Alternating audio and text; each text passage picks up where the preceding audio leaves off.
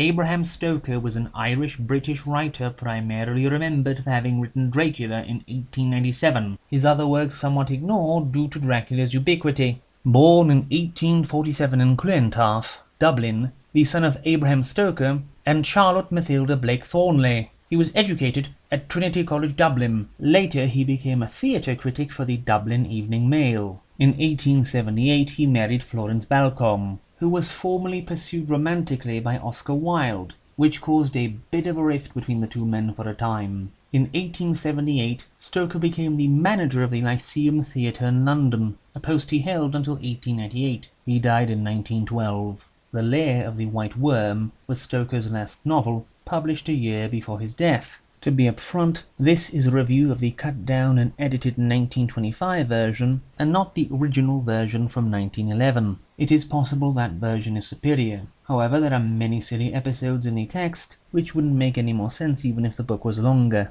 Rich Australian Adam Salton is travelling to Britain to meet his only relative, his grand-uncle Richard, who wanted to meet so the two can establish a relationship and Adam can become his heir. Adam arrives at Lesser Hill in Mercia and is regaled with stories of regional history by his uncle, who promises him even more from the mouth of Sir Nathaniel de Salis, his friend and president of the Mercian Archaeological Society, whose estate is actually called Doom Tower. Adam is also introduced to Edgar Caswall, the owner of the castle-like Castra Regis, who has come to claim his family fortune, making him the richest man in the entire vicinity. Armed with a chest formerly owned by Franz Mesmer himself, he sets about to try and mesmerize and win the hand of Lilia, the granddaughter of a certain Michael Watford, who is tenant at Mercia Farm. This upsets both the narrator and the locals, but there are far stranger things afoot. Miss Arabella March, a widow from Diana's Grove, wants to win Caswall over due to her financial situation, planning to marry him.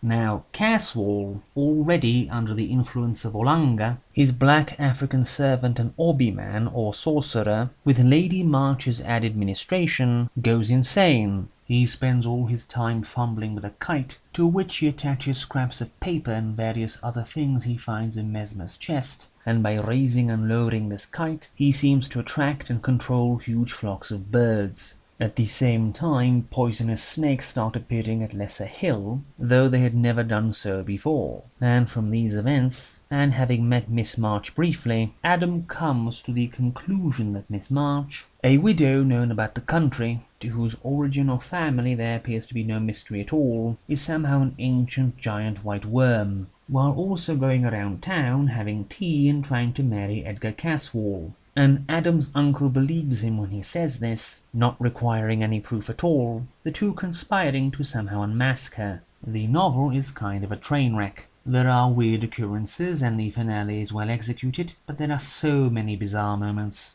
And the issue of Olanga's depiction is very not good, and it makes for a confusing read. However, if you're not expecting another Dracula, it will make for an entertaining read, if only for the novelty.